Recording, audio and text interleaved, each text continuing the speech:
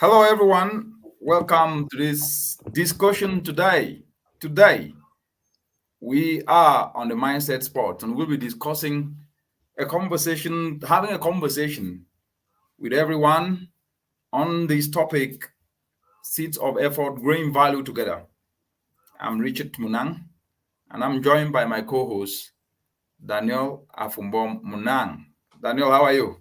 I'm great. It's nice to be back. I haven't been here in about 2 weeks, so it'll be really interesting to talk about our topic, which is nothing worth having comes easy. Absolutely. Very, very important. And well done for the great discussion you had at the Ontario Legislative Assembly.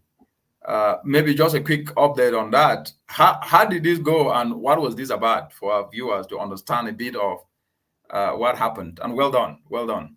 Yeah, thank you. The Model Parliament program, which is hosted through Ontario's Legislative Assembly, is a program that brings like-minded teenagers who are like civically and politically minded to discuss issues that impact their community. And we were divided into parties, and from there we were given a bill to talk about, and ours was about transportation, specifically about regulating the driver's license process within the province. And through that, we were able to implement different ways on how it can impact people across the province, such as marginalized individuals, people who live in rural areas, and also how it could enhance the environment, not necessarily because it's about driving, but in other ways and how it will benefit our society. And although this was just a fictional way, kind of like a Model UN debate program, it gave me skills that will I can use throughout my lifetime, such as public speaking and being able to create change and have a simulation of what it's like to be a change maker. Very good. And well done again. That was really excellent. Somebody who's listening will say, okay, how did you get into this? Because our topic today is easy come, easy go.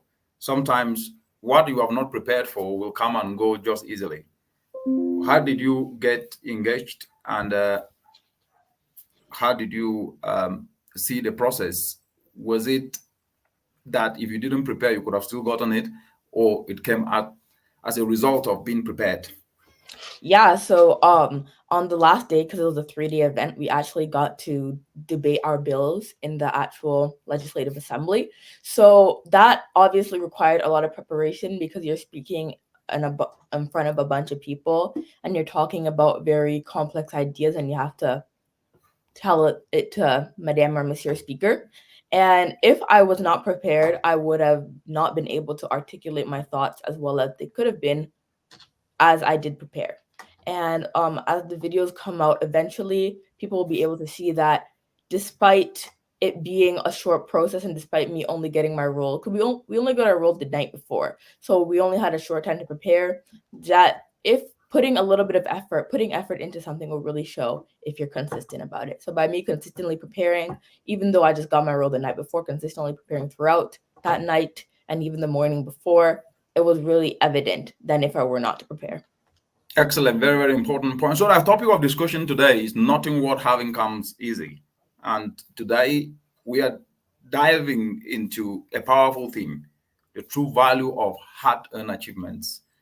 And with this title, Nothing Worth Having Comes Easy, we're going to embark on this journey, uncovering the essence of hard work. So let's start off building on what I've was already explained with why things we work hard for hold more value. Because let's face it, when we invest time and effort, we are not only just creating something, we are connecting with it. And so it's the difference between a home cooked meal and a fast food dinner. Both satisfy hunger, but the former nourishes the soul. So, Afu, let me start off with this. How do you see the impact of effort on value? Yeah, that's a good question. I think that the more effort you put in, the more valuable you become. And if you put, let's say, a sport, right? Soccer. If you're on the pitch every single day, or people like to call it the quote unquote lab every single day, Right. and you develop those skills, then compared to somebody who just plays occasionally, if a scout was looking to draft someone to their team, they're going to pick the person who have been putting in more effort because there's probably going to be a correlation between effort and achievement. And the more effort you put in, the more likely for you to achieve better.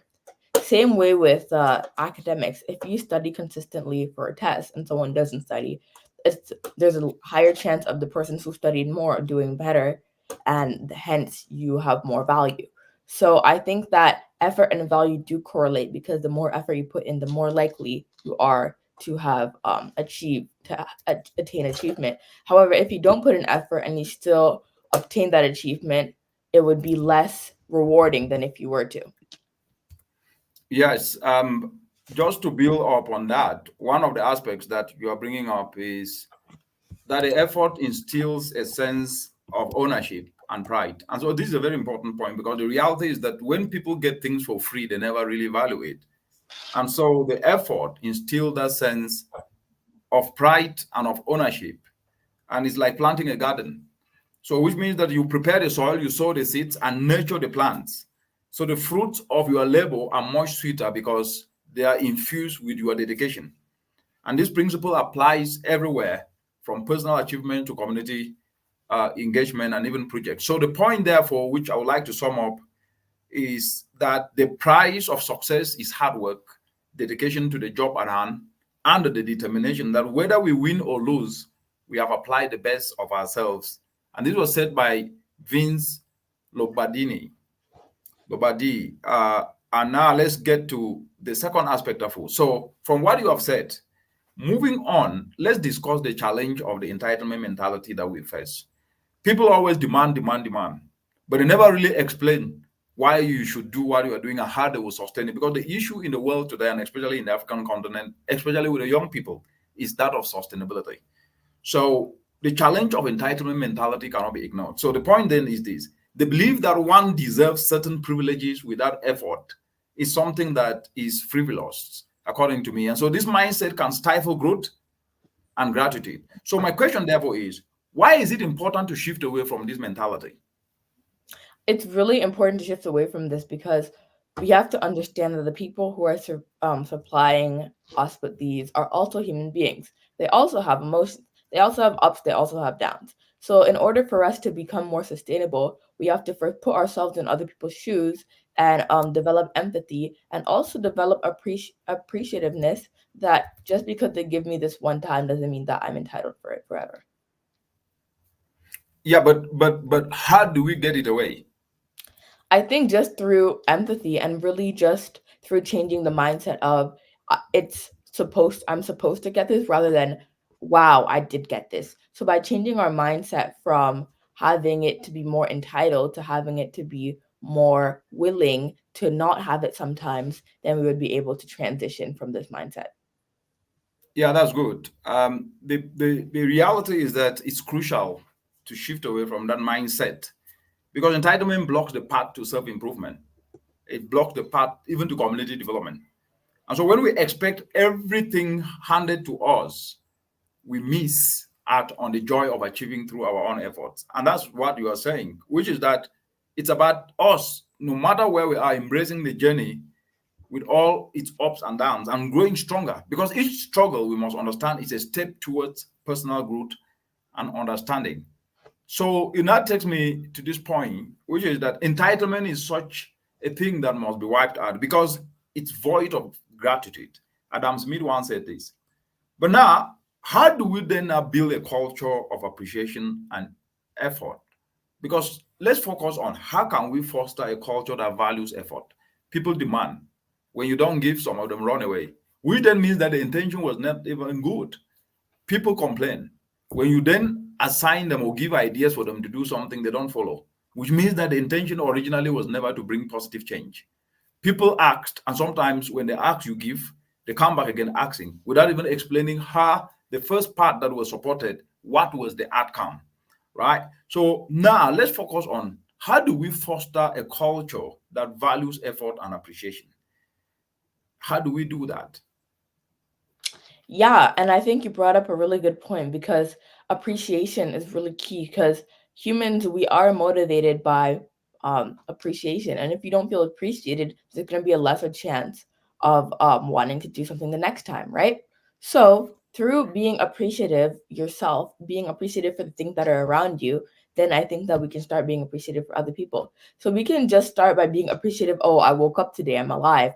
oh, I live in a house. I'm like, start by having the basic appreciation, then we'll be able to develop appreciation for greater things. So I think that it's going to be quite difficult to have a drastic change, but by starting slowly and building our way up, we'll be able to move towards a culture of value and appreciation. Excellent. Let's take a break. And then when we come back, we're going to dig down more on this culture of appreciation. My main DJ. I want to say a big thank you. Thank you, DJ. Thank you for making my song. A big shout out to all my guys out there. Inshallah. One love. Bismillahi.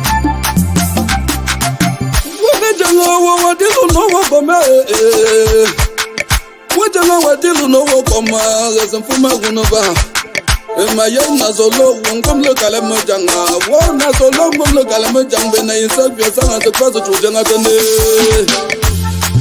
kawela umena jam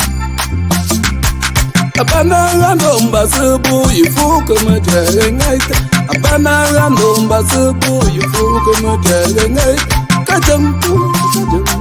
kajampu kama abana confirm saninga ninya. Welcome back. And we were discussing nothing worth having comes easy. And I was doing this with my co-host, Daniela from Bomunang. Before that short break, Afo, what we were discussing was very clear. And we can see from the discussion that at least we need to make sure that we focus on how we can foster a culture of effort and appreciation.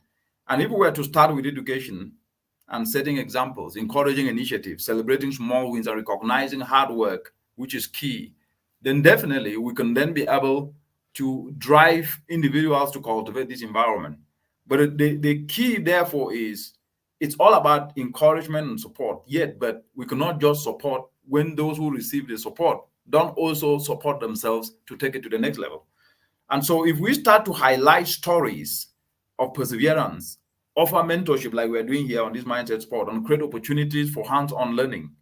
When people see the tangible results of their effort, it will then motivate them and others. So let's not forget to express gratitude for every step forward, no matter how small it is. And so I will now want to sum this up in a question.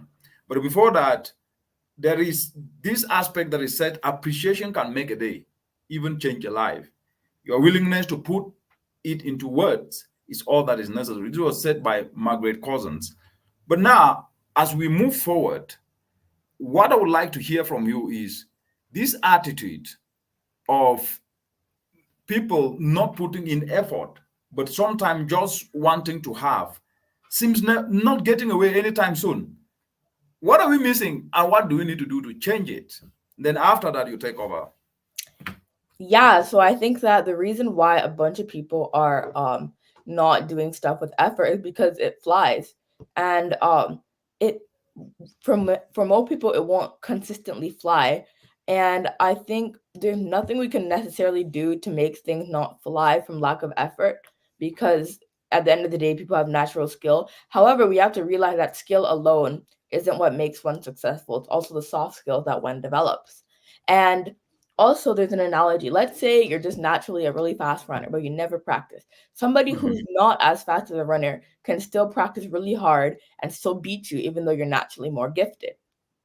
And this Right. comes down to the fact of effort and trying. If you don't try as much because you think you have it naturally to you, yeah, you might win a good chunk of the time. You probably will win a good chunk of the time. But when it comes down to that last stretch, when people realize that, oh, I have something that this person doesn't have, which is dedication, then you may be shocked when it slaps you in the face and you don't win. So this isn't just a track analogy. This is just an analogy throughout life. And that just because you're naturally gifted with something, that does not mean that you shouldn't try and achieve with it. You should actually instead strive to be the best at it rather than just relying on your natural strength. Because those who don't have those natural strengths will end up beating you because they have the dedication and perseverance. Excellent. Very, very good point. Over to you, Afu. Yeah, so this is a really interesting talk, and I think a lot of people will benefit from this because a lot of people are on the giving end of this train. So what do you have to say to individuals who keep on asking, and when they don't receive, they're upset? What do you have to say to individuals who are on that boat? Well, that is a very important point. When anybody do acts and always acts, and the time you don't give, they get upset, it's important to gently encourage a shift in perspective, because sharing and giving is okay. We should share, we should give, we should be supportive, but it should not be a situation where we do it just because we want to do it to encourage dependency, because that's the most. So we must differentiate between kindness to support and help people to move forward, but and also creating an environment in which the dependency mentality strive, which is very, very dangerous, and that is where we should never allow that to happen. So to individuals who always ask and never give, it's important, like I rightly said, to gently encourage a shift in perspective. So sharing and giving are not just about material contributions, but about creating a cycle of generosity and kindness that benefits everyone involved. Underline that word, benefits everyone involved. So the giver should benefit from the perspective that you can take whatever is given, knowledge, ideas, resources, to better yourself, to move forward. That then means you have helped who helped you, because then you can also help others. But when it is just a ploy of back and forth, you were given, you squander the opportunity, you come back, then that no longer serves the purpose. Because at the end of the day, we must remember that we make a living by what we get, but we make a life by what we give, as Winston Churchill wisely noted. And so the point therefore becomes, it's essential to understand that giving doesn't deplete our resources, it enriches our lives. But giving for the right reason to help support people to move forward should be our motto. And that is very, very important, because if we just give and we do not also allow the people to leverage the gift they have received to build themselves, then we are creating an environment of dependency, which is not going to bring transformational development. So it is important to give. It is important to cultivate gratitude. It is important to cultivate empathy. It is important to cultivate a sense of community within ourselves. It is important to encourage individuals to start small with acts of kindness, of small contributions, to help others and let them discover the joy and fulfillment that comes from being part of a giving and supportive community. But it is very, very dangerous when that becomes a cycle with that progress being made by others and they leverage it to then just take and come back without making efforts to move forward. Because the reality is this: being nice doesn't mean we are naive. Niceness is not naivety. And therefore, in simple language, we must always think of it like planting seeds in a garden. If you plant seeds in a garden and you don't weed the garden, the seeds are not going to do well. And if you only ever take the fruits without planting any seeds, eventually there will be nothing left to take. But if you also plant the seeds, if you then water the garden grows and there are more for everyone, then the whole community will benefit. So we all have something to give, whether it is helping hand, a kind word, or sharing a bit of what we have. When we all give and we all support and we do not take others for granted and use it as a ploy to just take and come back, but use that as a basis to spring forward and support and create transformational development, then we all develop and we create a beautiful, thriving garden together. All powerful. Yeah, excellent. I like how you said that it should rather be a chain reaction of positivity rather than just a ping pong game going back and forth between giver and receiver. And Right. through this chain reaction, how do you think that people, for example, a mother in Frung Kan Kang, as you always like to make out, how do you think she, even if she's not directly getting help from someone, how do you think that chain reaction can spread not only within communities, but across the continent and hence across the world? Well, the point is this: we must use the spaces in which we are in to speak and guide people. A lot of people do things because they don't know. And for lack of knowledge, a lot of people do not have knowledge of how they can be able to do what they need to do. It therefore becomes very, very important that we must be able to guide people wherever we open our mouth, inspire them to become motivated and turn their passions into profits. The truth is, we all grew up in communities where our mothers toiled the soil, right? And planted maize, cassava, they planted cabbage, they planted skumawiki, as they call here, vegetables that they call in Cameroon, etc., and fed us. And they had njangis and communities in which they were coming together and using their social capital, which was trust, to build not just what was called njangi and money that they can use to then be able to advance their social endeavors, but also support one another. And that support was not like an individual using other people, and the time they don't give it, they blame, but it was a collective way of supporting one another for collective progress. And therefore, the mother in Funkankang behaves like it is said in this African proverb that it takes a village to raise a child. And by extending help to a mother, we are contributing to the well-being and future of an entire community. Encouraging a culture of support and understanding can make a significant difference in the lives of each and everyone, by extension to everyone in the community. But to make this become a chain reaction, we must all understand that we cannot take people's support for granted. And that the lessons from our mothers in community, that they have actually proven that communal spirit, through Njangis, Tongtings, and Chamas, like they call them in East Africa, it's important. But it is only important when each and everyone play their part. So the issue to understand, aspect to understand here is that it is only important when each and everyone play their part. Because if you don't play your part, then definitely those who play their part, it will mean that you are shortchanging them, which is dangerous. So the act of giving, like I said, doesn't always have to be material. It can be in the form of time, effort, or emotional support. And the beauty of giving is that it enriches both the giver and the receiver, creating a cycle of positivity and gratitude. But the receiver must use what is given to him or her to build his or herself, so that there is no coming back to ask for the very support that was given before. Niceness is not naivety. And the problem that curtails the chain reaction to spiral across the entire continent is the attitude of freebies, of hand arts. Hand arts do not develop a community. But there is nothing wrong to intervene and close a gap, building on what people already know. And the willingness to do that and build on what is already happening will accelerate transformational development. So when considering the situation of a mother in Funkankan who is not receiving help, for example, it's crucial to acknowledge the strength and resilience that lies within that mother. If we ignore to identify strengths in people and build on those strengths, then we're making mistakes. Mothers often carry an immense burden of care.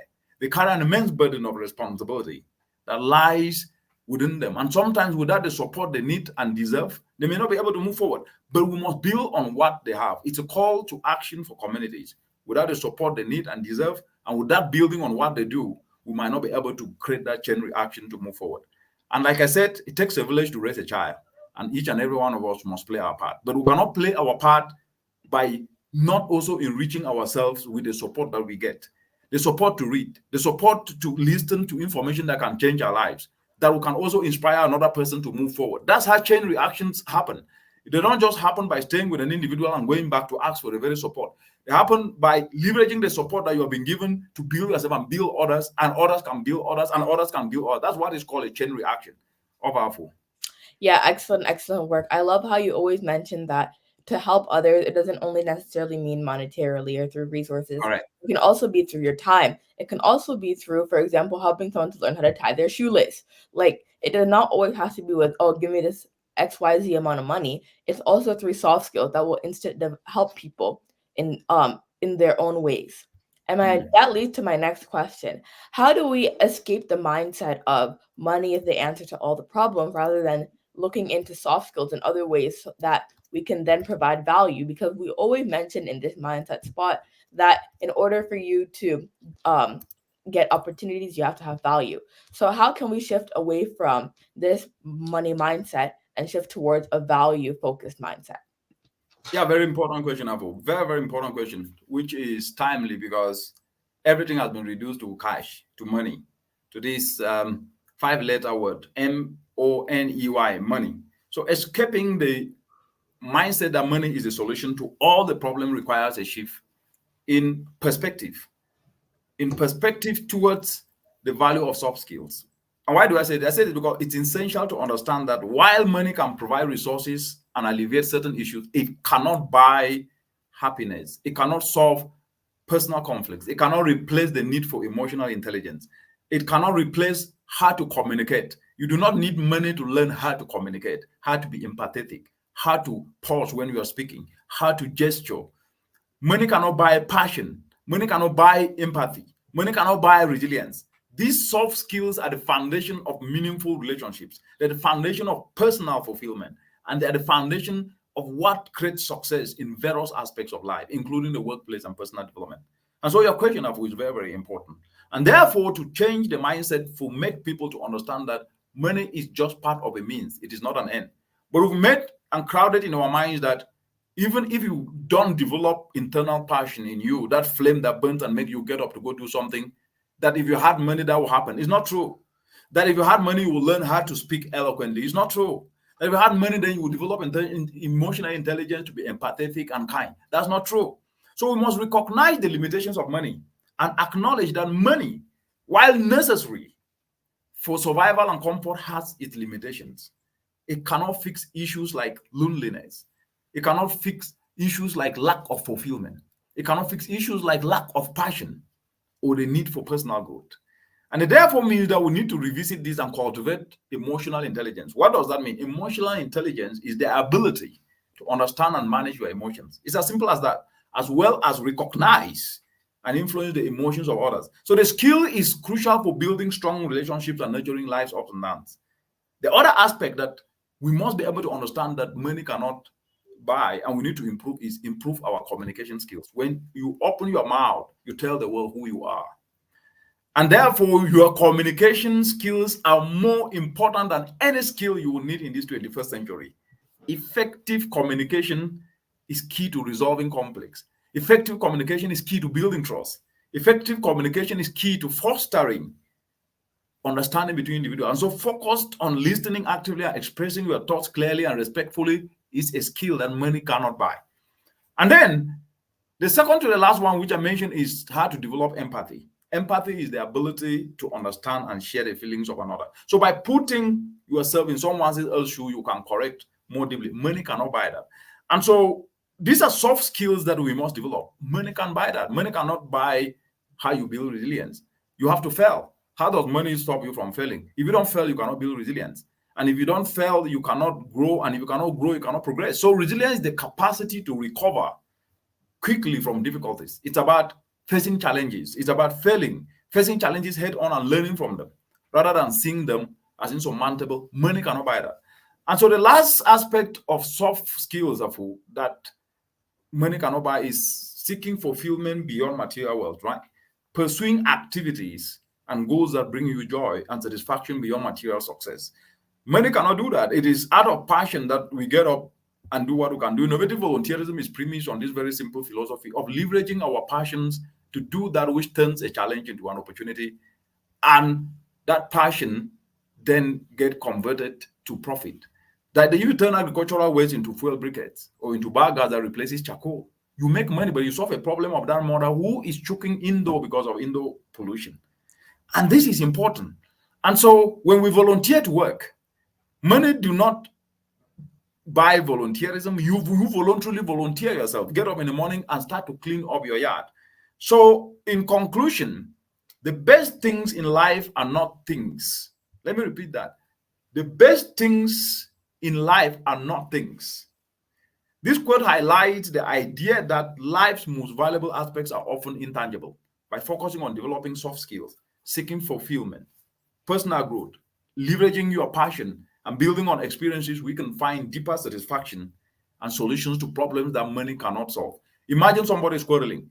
You come in there. If you have emotional intelligence, you say, hey, no, stop. Don't blame anybody. None of you here should blame one another. You, what happened?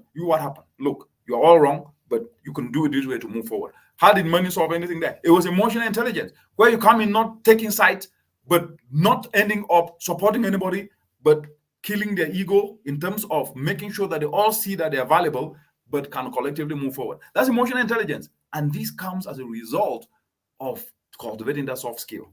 Powerful. Yeah, that's a really good point. And I love the analogy you used of two people fighting, because realistically, you're not going to use dollar bills to end that fight unless you do. Yeah. But Let's look at what the viewers are saying. We have Owen Kashita from I think he said you're the best. Thank you, Samuel. Thank you, Molba. Thank you, Mohammed, and thank you, Prince. If you have any suggestions and questions coming, please put them here. Over to you, Afu. Yeah, so my other question, which you really answered well, and I was actually gonna follow up, but you already answered it. So my next question for you is, within, for example, education, how do you think appreciation really comes into key? Like, not only formal, but with other forms of education, such as mentorship and guidance. Yeah, the thing is that without appreciation, we cannot make progress. People need to feel valued, and you cannot buy appreciation with money. Just saying thank you for guiding me means a world to the people. I think what has been the biggest challenge in the world today, and especially in the African continent, is the fact that we have trivialized soft aspects, which are more important sometimes to usher people to do that which can bring them money. And then instead focus on one aspect, which is important, money, then ignore 99% of what is also important, soft skills like appreciation. A person who is appreciated can do wonders. And so within education, as you've said, appreciation plays a crucial role in fostering a positive and supportive learning environment. Imagine someone just telling the teacher, thank you, sir. Thank you, madam, for what you taught yesterday. I am now richer in ideas because of that. That teacher will feel valued. And valued in just expressing that makes the teacher want to do more. And therefore means that appreciation in education isn't just about recognizing achievements or milestones. It's about acknowledging effort. It's about acknowledging progress. It's about acknowledging resilience and intrinsic values of learning itself. And that is very, very important. So it means we must be able to leverage appreciation, especially for students. When students feel appreciated for their efforts, not just their achievements, they are more likely to be motivated and engaged in learning. Because appreciation can boost the confidence of both the teachers and of the students and encourage a growth mindset. That's what we are lacking. Another aspect of appreciation is let's appreciate people's abilities to be able to bring new knowledge in any space. People bringing new knowledge sometimes end up not being appreciated. Appreciating the unique backgrounds of people, their unique perspective, the unique strengths of each and everyone fosters an inclusive learning environment. And this encourages students, for example, to value diversity and learn from them. The other one is building positive relations, which is a culture of appreciation between students, teachers, and peers becomes very, very important. So at the end of the day, the conclusion is that appreciation is important because without appreciation, people will not do that much. And appreciation is not a one way. If your father or mother help you, say thank you, mom, thank you, dad. If you do well, say thank you, Afu. Right? Appreciation can make a day even change a life. It can make a day. It can even change a life. So everybody's willingness to put into words is all that is necessary. And Margaret Cousins once said that the transformative power of appreciation is all that we need to do, which is appreciation can make a day or even change a life. And therefore, in fostering an environment where everyone, students, teachers, feel genuinely valued and appreciated, it can significantly enhance learning outcomes. It can be able to ensure that everyone progresses and feel inspired and unleash their passion. Over. Yeah, excellent, excellent, excellent. And I think that even through us doing these things, we also feel really appreciated by you guys who always say thank you for the information. And that keeps us going as we are also human beings. And I know that throughout this journey and throughout your journeys as viewers, you will experience moments where you feel appreciated and it probably makes you feel good. So just remember how you feel when others appreciate you and do unto others as you want to do to yourself. So keep on appreciating and let's strive forward. So on to yes, I think there are some feedbacks here from Idiot. Thank you so kindly for that knowledge. Yes, Idiot. Oh, we have Aloysius Young Promo here. Welcome, Aloysius. Is that your book in his profile picture? Yes, General Pele, an amazing talent artist coming up, doing amazing work. He said, thank you, a mentor, let's share. Thank you very much. And then Franklin, Ayongna Bobe from Com to the World. Yes, thank you very much. You guys should share. Let's share this knowledge to those who need it. Yes, over to you, Afu. Yeah, so those are all with my questions. I think we can shift the discussion more to what we always like to talk about, and I feel like it wouldn't be a real mindset spot issue without it. So digital footprint. Digital Correct. footprint, digital footprint also relates to this appreciation because a lot of the time people like to use social media to bring other people down. And what do you think Yes. about this? And how do you think that if we shifted social media to more of an appreciation focus, then how do you think we could collectively move to be the best, especially in this digital age? Very important question. That question should be coming up all the time. And I think it is very, very key, especially as you've said, digital footprint, particularly in the context of social media, have become a double-edged sword. And I always use this word, right? Why do I use it? Because on one hand, social media enable us to connect, share, and learn in ways previously unimaginable. On the other hand, the person who developed this app had the intention to bring people together to share ideas, but others use it to abuse others, chastise, and bring others down. But unfortunately, whatever thing they say, even if they delete it, will stay on the servers, and one day will come back to haunt them.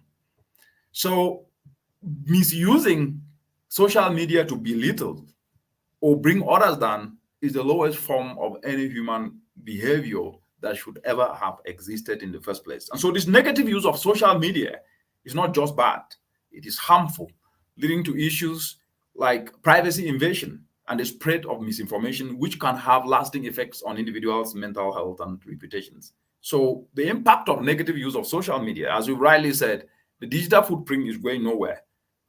We must understand that anything we do, thinking that because we are lighting up a camera and talking with no police around us, and so we can do anything we can do, we're missing one word called justice, which is what you are doing, will you like it to be done to you? And if you cannot allow it to be done to you, why do you do it? We must understand the aspect of negative social media use. Mental health, constant exposure to negative comments or comparison can lead to anxiety, depression. Do you want you as an individual who is a human being to cause another human being to be depressed? That's wrong. Privacy, overreaching, or malicious sharing of personal information of other people, chastising them, can lead to privacy invasion, affecting personal and people's lives. Would you like that to be done to you? That's unacceptable. Misinformation, spreading false information can cause confusion and spread fear and sometimes lead to real world harm. That should change. So changing the narrative becomes very, very important. Anybody who lights up a camera anywhere should speak positive words.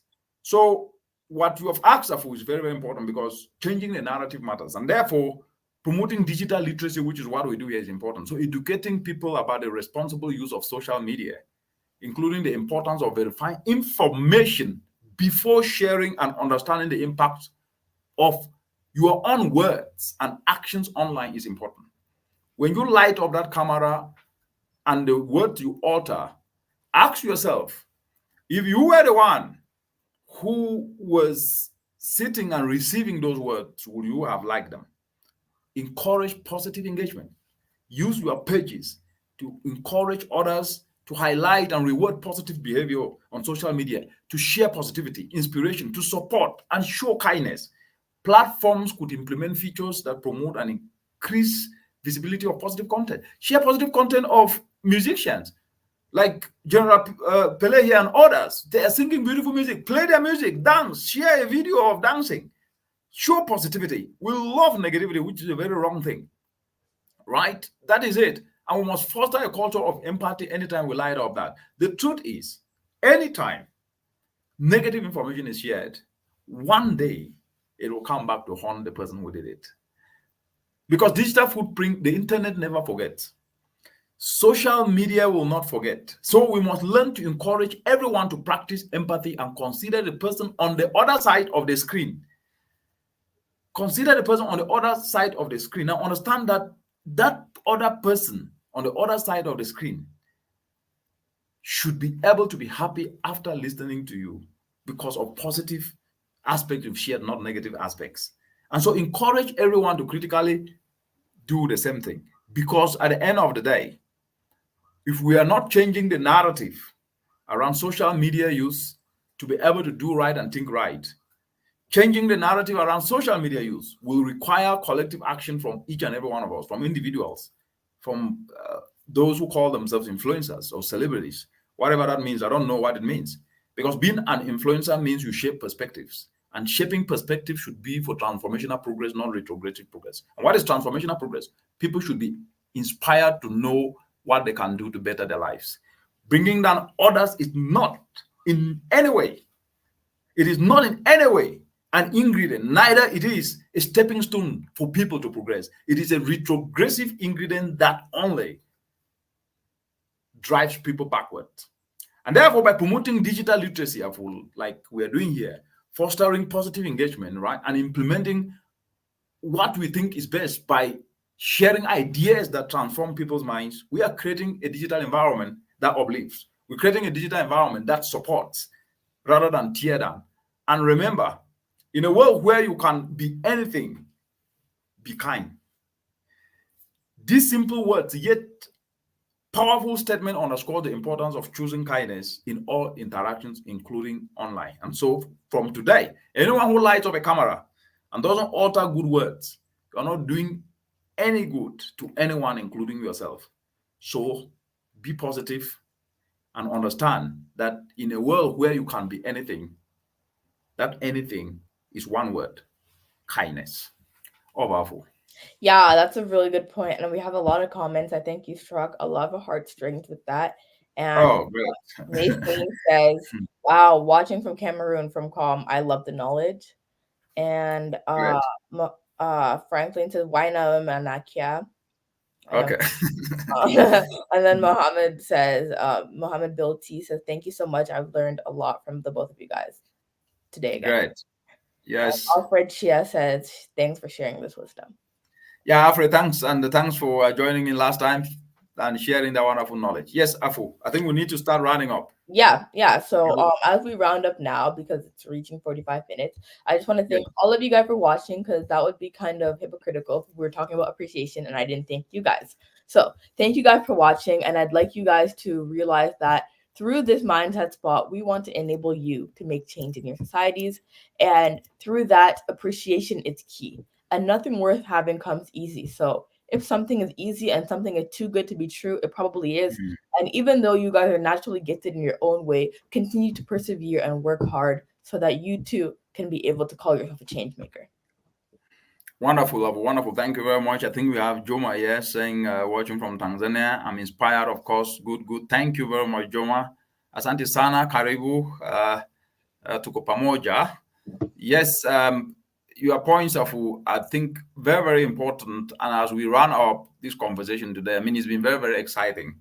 And the ideas and the conversation, as always, easy come, easy go, as we say, this topic was not just one that was timely, but understanding that in our journey today, in these conversations, we've navigated through the nuanced terrain of value, the nuanced terrain of effort, and the significant impact of soft skills over material world. And this was very, very crucial, because let's face it, in exploring the essence of giving and receiving, what we did discuss was the strength and resilience within communities, particularly among our mothers in villages, where we have a lot to learn from them, because the need to support each other is what they've shown through Njangis, through their Tong things, through their Chamas, that they call them, in East Africa here and across the entire African continent. And therefore, transitioning into the digital realm, which we did show, we dive into the complexity of the digital footprint, which is very, very important, because the acknowledgement of the profound effects of social media on our lives and the collective responsibility to foster a more positive and empathetic environment online is key. And this is where there's been a missing gap in what we call digital literacy. Because anytime anybody lights up his camera, he uses it to gaslight instead of spur positivity. And nobody is standing up to say enough. Yes, we can say enough without necessarily having to call names of anybody, because enough should be enough. The social media space was not meant to spur negativity, and it should never be. And anyone who uses it to do so, you are actually part of underdevelopment.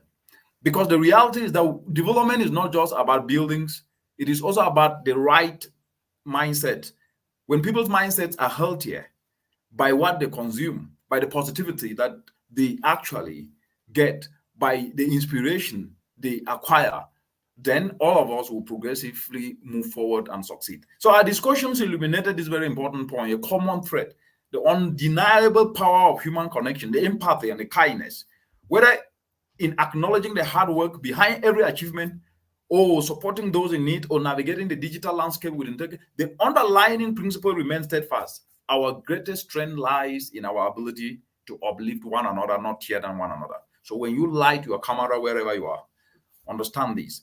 But the aspect which was more important, that I think was really the crux of this conversation, which I would like to encapsulate this conversation, was the fact that we need to reflect on the words of Maya Angelou. She said, I have learned that people will forget what you said. People will forget what you did. But people will never forget how you made them feel. This quote resonates deeply with our topic today, reminding us once again that beyond the immediate impact of our actions, the lasting legacy we leave is in the emotions and connections we foster. So when you light up that camera and use it to gaslight and drive negativity, do you really think the impacts of your actions are going to provide a lasting legacy that will leave people to think of the positivity? As if that was not enough, we concluded with this, that we should carry forward the commitment to appreciate the non-material aspects of life that bring true value, to actively contribute to the well-being of our communities, and to shape a digital world that reflects our best selves, not our worst. Because we need our best selves today to take the world forward, to take Africa forward, to inspire our young people, our youth, our mothers in communities, to know that at least we can stand on one another's shoulders. So let this conversation that we have had today with my co-host Daniel Afumbong be a stepping stone towards a more empathetic, towards a more supportive and a kind-hearted society, both online and offline. Until then, thank you guys very much, and do have a wonderful weekend. Bye-bye for now. Bye, guys. Thanks for watching.